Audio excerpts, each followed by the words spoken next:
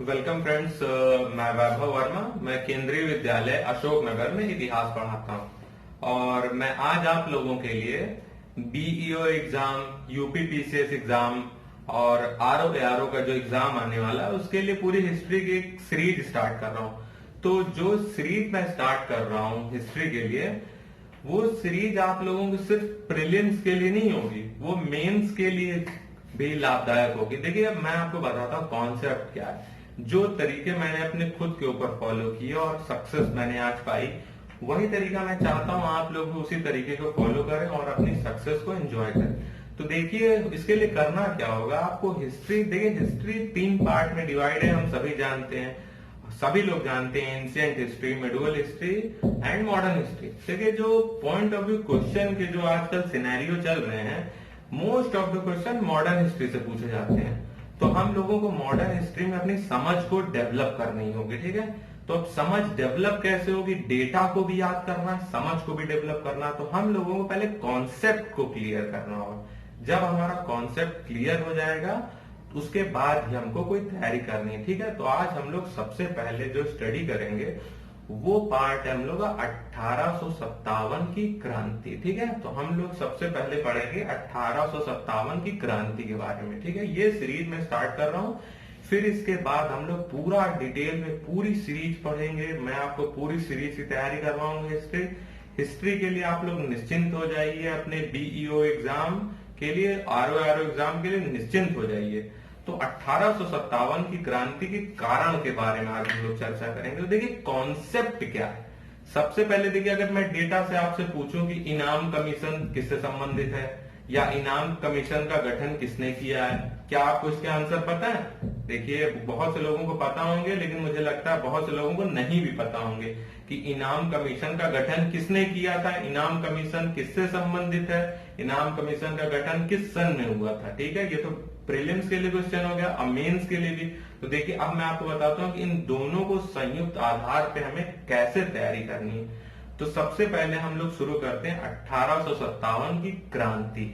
अब देखिए, 18 पहले तो हम लोग को प्रारंभ के बारे में पढ़ना होगा कि इसकी प्रारंभ आखिर हुआ कैसे, क्या ऐसे कारण थे जो ट्रिगर आउट हो गए, ठीक है। कारण तो बहुत सारे थे। अब एक लोग क्या समझते हैं, जो छोटा सा कारण, जो तत्कालीन कारण है, लोग समझते हैं वो कारण। तत्कालिक कारण कभी भी मुख्य कारण नहीं होते। जो मुख्य कारण है वो पीछे थे, ठीक है। वो वॉल्केनो की तरह था, गैस बन रही थी, वो फटना, धमाका होना था, वो धमाका हो गया। लेकिन हमको उन कारणों के बारे में अध्ययन करना पड़ेगा और क्वेश्चन भी उसी से आएंगे कि उसके कारण क्या थे। तो उसके 1857 की क्रांति के बहुत सारे कारण थे। आर्थिक, सामाजिक, धार्मिक और राजनैतिक, सैनिक कारण और तात्कालिक कारण। तो देखिएगा, सबसे पहले हम लोग डिस्कस करेंगे आर्थिक कारणों के बारे में। देखिए, होता क्या है ना, देखिए सच बात मैं आपको बता दूं, पैसा बड़ा अनमोल चीज होता है। किसी को पैसे से परेशान करोगे तो आपको हिट करेगा, और ये मामला भारतीयों के लिए भी लागू हुआ। अब मैं बताता हूँ तो कि ब्रिटिश, हाँ, तो पहली बात तो आपको ये समझना होगा, जो 1857 से पहले शासन था, वो ब्रिटिश का ना होकर ब्रिटिश ईस्ट इंडिया कंपनी का शासन था, ठीक है। इंग्लैंड की महारानी क्राउन, जिसको हम क्राउन बोलते हैं, क्राउन 1857 की क्रांति के बाद शासन को अपने हाथ में ले लेता है। लेकिन 1857 की क्रांति से पहले क्राउन के हाथ में शासन ना होकर ब्रिटिश ईस्ट इंडिया एक कंपनी है, इसके हाथ में शासन है। अब यही सारी कलाकारी कर रही है। अब देखिए कैसे कलाकारी करती है। पहला काम तो देखिए, किसान तो वैसे भी पहले से भी दबा कुचला मरा हुआ रहा है, ठीक है।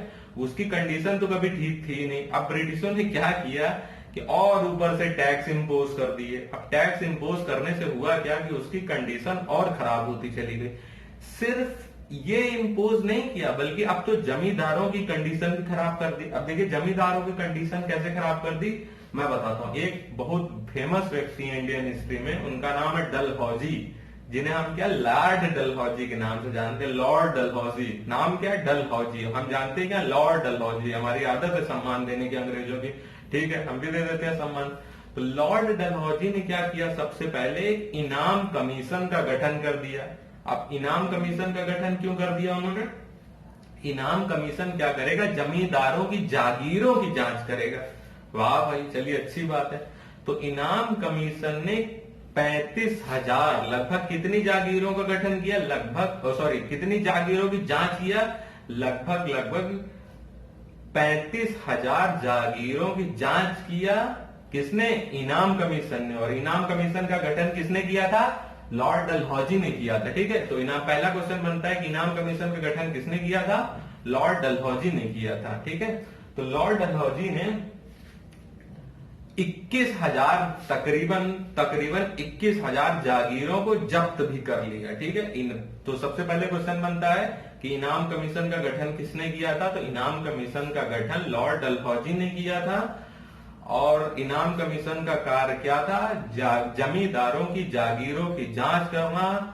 तो लगभग 35,000 जागीरों की जांच हुई, जिसमें से 21,000 जागीरों को जब्त कर लिया गया। ठीक है, मैंने आपके लिए एक नोट्स भी बनाई जिसमें इंपॉर्टेंट डेटा भी कवर करूंगा। देखिए फैक्ट, हाँ कॉन्सेप्ट तो क्लियर है, अब डेटा के लिए आप लोग नोट्स भी साथ में बनाते चलिए। अगर आप कहेंगे तो इस नोट्स को मैं पोस्ट भी कर दूंगा। तो इनाम कमीशन का गठन लॉर्ड डलहौजी ने कब किया था, 1852 में। 1852 में लॉर्ड डलहौजी ने इनाम कमीशन का गठन किया। तो ये कांड तो देखिए आर्थिक हो गया कि किसानों की कंडीशन तो वैसे ही खराब थी, जमींदारों को भी भड़का दिया। अब जमींदार भी ब्रिटिश के खिलाफ, चलो भैया मौका दे के तुमको देख लेते हैं, तो वो भी गुस्से में आ गए। ठीक है, अब इसके बाद धार्मिक कारण पे हम जिक्र करेंगे। देखिए धार्मिक कारण क्या था कि जो 1813 का चार्टर एक्ट है, अब 1813 के चार्टर एक्ट में ब्रिटिश सरकार ने क्रिश्चियन मिशनरियों को मान्यता दे दी, प्रचार करो अपने धर्म का, घूम फिर के प्रचार करो। तो मार्केट में जा जाके क्रिश्चियन मिशनरियां जो है प्रचार करती थी। अच्छा, प्रचार का तरीका भी देखिए कितना बढ़िया था, अपना प्रचार कर रहे हैं, दूसरे की बेइज्जती भी कर रहे हैं, खुले आम सड़क पर, चौराहों पे बकायदा दूसरे धर्म का, हिंदू मुस्लिम दोनों धर्म का मौके पर मजाक उड़ाने लगे। हद हो गई यार प्रचार। और ज्यादातर मौकों पर ब्रिटिश पुलिस भी उनके साथ रहती थी। और चूंकि मैंने बताया कि इस एक्ट के थ्रू इसको मान्यता मिल गई, तो लोगों को लगा, आम धारणा यह बन गई कि ब्रिटिश सरकार ही इनको सपोर्ट कर रही है, क्योंकि 1813 के चार्टर एक्ट में क्रिश्चियन मिशनरियों को मान्यता दे दी गई कि धर्म का प्रचार करो। तो ठीक है, अपने धर्म का प्रचार भी करते रहे, लेकिन साथ साथ दूसरे धर्म की बेइज्जती भी करते रहे। तो ये धार्मिक कारण ये थे गुस्सा होने के। तो पहला आर्थिक कारण क्लियर हो गया कि क्या कारण थे। अब मेंस में आप लोग को यही लिखना होगा, इसी तरह से कॉन्सेप्ट को बनाना और डेटा भी देना, ऐसा डेटा देना जो इंपॉर्टेंट हो। आप देखिए आर्थिक कारण में मैं आपको कुछ और चीजें बता दूंगा कि देखिए किस प्रकार से कि ब्रिटिश, वो सैनिक कारण में भी कुछ चर्चा हम लोग करेंगे, आप मौके आने दीजिए। तो फिर उसके बाद देखिए हम लोग चर्चा करते हैं 1850 में एक और एक्ट लाता है। उस एक्ट का नाम था रिलीजियस डिसेबिलिटी एक्ट। एक्ट का क्या नाम है 1850 में, रिलीजियस डिसेबिलिटी एक्ट, धार्मिक नियोग्यता एक्ट। अब रिलीजियस डिसेबिलिटी एक्ट में होता यह है कि कोई भी अगर अपना धर्म परिवर्तन करता है, कोई भी व्यक्ति, तो उसे अपनी पैतृक संपत्ति में हिस्सेदार माना जाएगा। वाह भाई वाह, ये भी कांड कर दिए, धर्म परिवर्तन करने के बावजूद भी पैतृक संपत्ति में हिस्सेदार माना जाएगा। तो क्रिश्चियन का प्रचार तो हो ही रहा है, क्रिश्चियनिटी का 1813 के एक्ट के द्वारा, और दूसरों के धर्म परिवर्तन को भी एक तरह से वैलिडिटी सैंक्टिटी दे दी गई। तो ठीक है, ये भी उन्होंने काम कर दिया। तो धार्मिक कारण इस तरह रहे। अब देखिए हम लोग करते हैं कि कुछ कारण थे कि जो लॉर्ड डलहौजी थे, अब कुछ आपके कारण जो राजनीतिक पॉलिटिकल कारण क्या है। अब लॉर्ड डलहौजी को क्या एक पॉलिसी, बहुत फेमस पॉलिसी लगा देता है। उसकी पॉलिसी होती है डॉक्ट्रिन ऑफ लैप्स, हड़प की नीति लगा देता है। अब हड़प की नीति के तहत 1848 में सतारा, जैतपुर और संभलपुर को 1849, बघार को 1850, उदयपुर को 1852, झांसी को 1853 और नागपुर को 1854 में अपने अंतर्गत सम्मिलित कर लेता है। ठीक है, और अवध को भी कुशासन के आधार पर मिला लेता है।